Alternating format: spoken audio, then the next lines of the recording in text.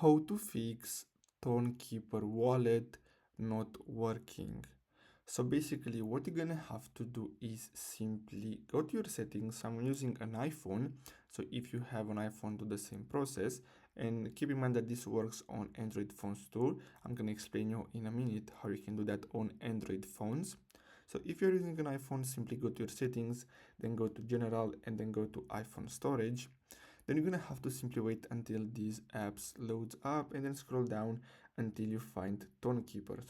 So simply tap on see all, and then you're gonna have to simply look for Tonkeeper. So let's see what it is.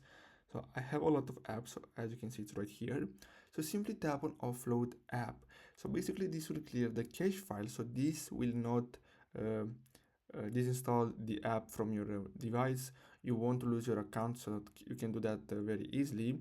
And if you have an Android, you're gonna have to simply tap and hold and then go to the app info on your Android device and make sure to clear the cache files, not the data, because if you clear the data, you're gonna lose your account if you don't have a backup.